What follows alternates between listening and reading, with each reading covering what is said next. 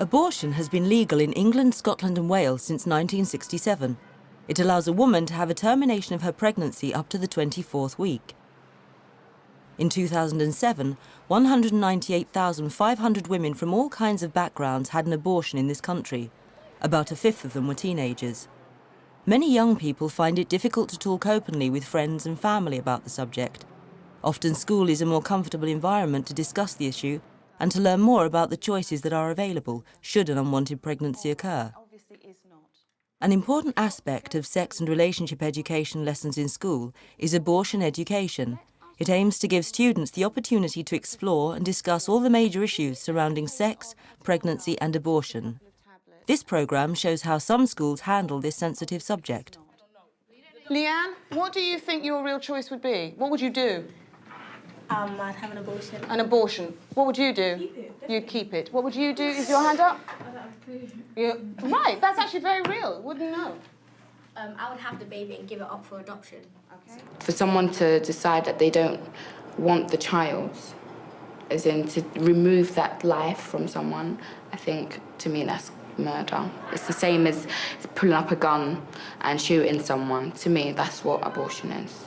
At first, I thought abortion was completely wrong, but that was because my aunt used to always think that, and I just think, yeah, she must be right. But then as, so many young people started to get pregnant, I just thought, well, all these young people can't just keep popping out these babies. It's just not going to be good for them.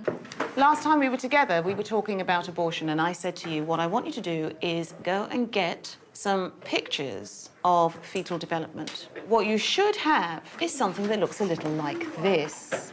Who can tell me why I asked you to do this, Zara? So we can talk about how far the baby develops when you can have an abortion. All right, and who? I was first aware of abortions around the age of probably 11 because I used to watch a lot of soaps, and obviously it happens a lot in soaps because soaps do have a lot of drama and abortions always come up. And I think that's really bad because a child is a blessing. I think a child is a blessing. I think that's really bad. But then when you watch soaps, the circumstances in which they have abortions are often bad circumstances. For example, rape, examples where a baby would not be appropriate in a person's life. We were speaking about the subject of abortion with my mum, as I come from a Christian-based household, so it was just something I asked my mother randomly. I was like, Mum, what do you think about abortion? And she said to me, well, if a person can lay down and make a child, then they should be able to take care of it, as it's the repercussion of having unsafe sex. Your mom tells you don't have a boyfriend. Girls are rebellious. They're gonna say, oh, my mom said I shouldn't do it, so I'm going. Yes, some girls. So well, I'm going to do it. And then you go along and you're having fun and things happen. It's not like you're planning to do it, it just happens. Boundaries. You're having fun, yeah? Having fun 10 feet away. You learn to listen and to hear other views and to understand other views. And you actually get to think from a different perspective. You see things in another way. OK, what did you want to add to that? Don't you need to go and see a doctor? I need to see a doctor. Having seen one doctor, is that enough? No. How many doctors make the decision? All right, two. Two doctors are going to make the decision as to whether or not I am able to terminate my pregnancy. Did you want to say something? Don't they only make the decision after 24 weeks? No, not at all. When you first go to see the person at the clinic, they will say, fair enough, you now need to see a medical professional, who then will have to find someone else to agree that it's OK for you to have your pregnancy terminated.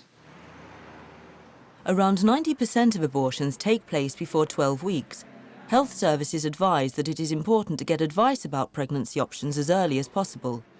We talked to many young women who have had to make this difficult decision. In order to describe their experiences without revealing anyone's identity, we engaged the help of an actress. The character, Emma, thinks she might be pregnant. She's heard from a friend about the Camberwell Sexual Health Centre. Pregnancy test. OK, have you been in before? No.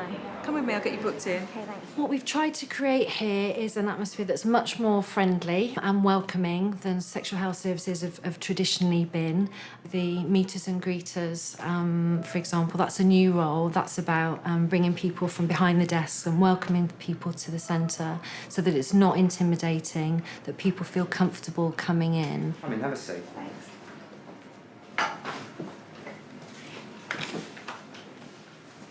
Welcome to the clinic, Emma. What can we do for you today? Missing a period, and I think I might be pregnant. Okay. How long ago was your last period? I think about 6 weeks ago. Okay, and you normally have a regular period Yeah. every month, roughly? Yeah. Okay, we'll do a pregnancy test in a moment. First of all, I'm going to just tell you about your options. Now, if this is a positive pregnancy test and you wanted to continue with your pregnancy, what you'd have to do is go to your GP and let him or her know that you're pregnant and book in for maternity services. And that will get you involved with the midwife and all the services that are associated with being pregnant. If the pregnancy test was positive and you didn't want to continue with the pregnancy, I could give you the information that you need in order to end the pregnancy. And that would involve contacting a central booking service. Now, we'll do the pregnancy test now and I can tell you a little bit more about those options in a moment. Okay, Emma, have you got your sample of urine, please? Yeah. Thanks. Would you mind just opening up that up for us, please? Thank you. Now, looking at this test now, the pregnancy test has come up positive.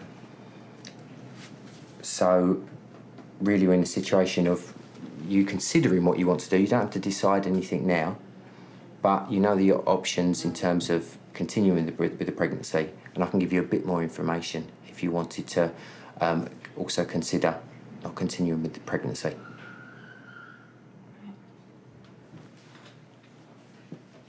Have you any thoughts at the moment?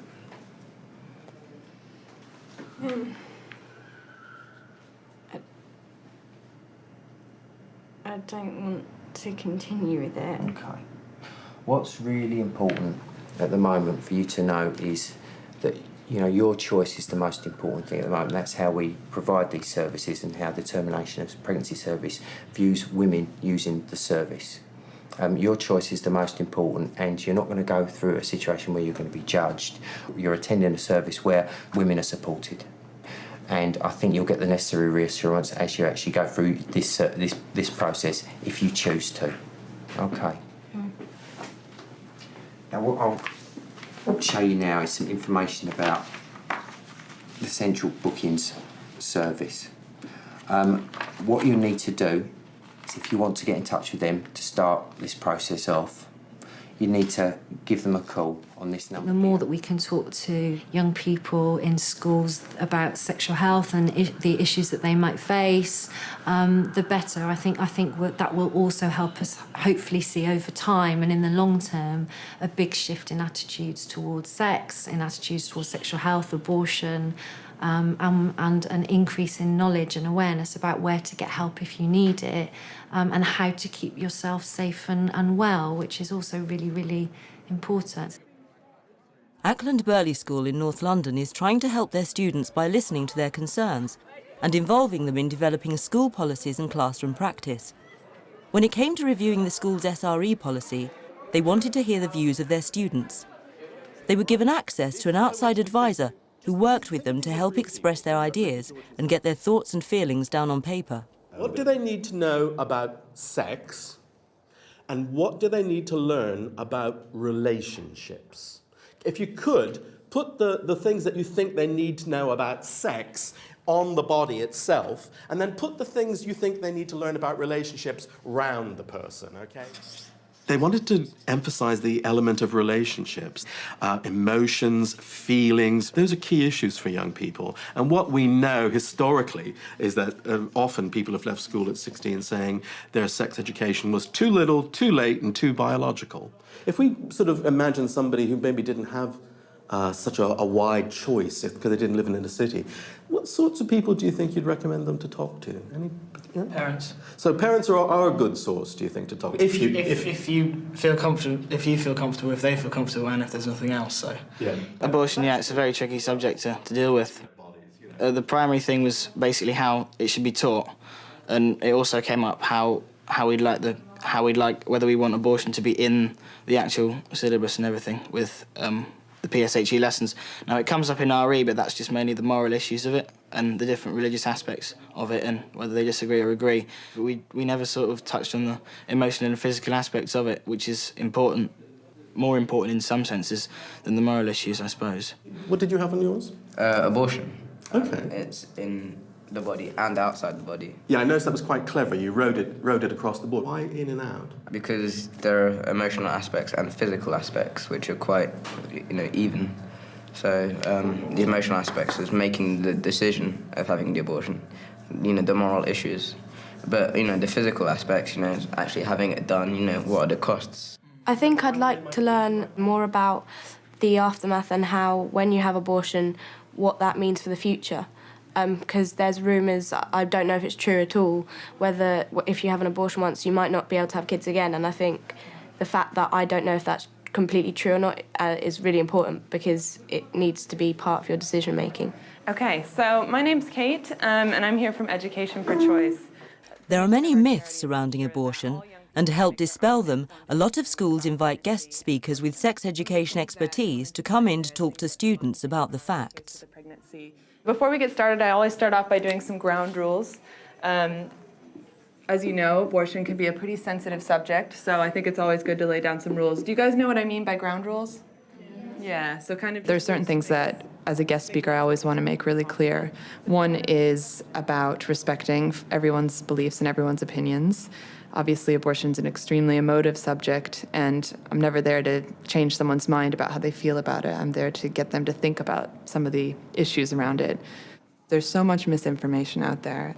For example, what comes up in every classroom is whether or not abortion causes infertility, which it doesn't. It's a very damaging myth, because we think that sometimes when people do have abortions, they have somewhere in the back of their minds an idea that they can't become pregnant again, which actually leads to repeat unintended conceptions or repeat abortions.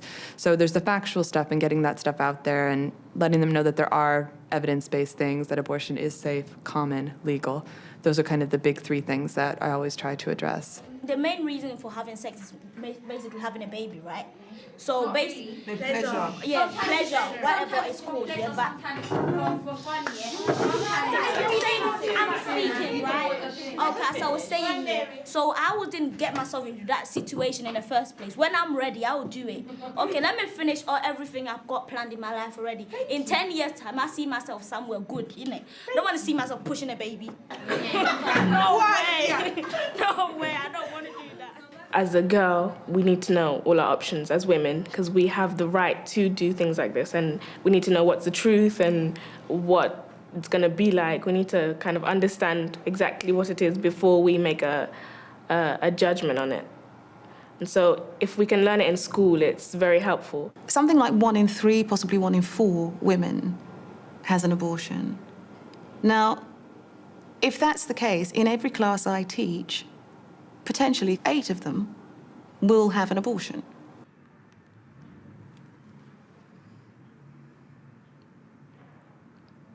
Hello, yes, is this the central booking service? Yeah, well, I've just done a pregnancy test and found out I'm pregnant, and so I think I need to book an appointment to come in for an abortion.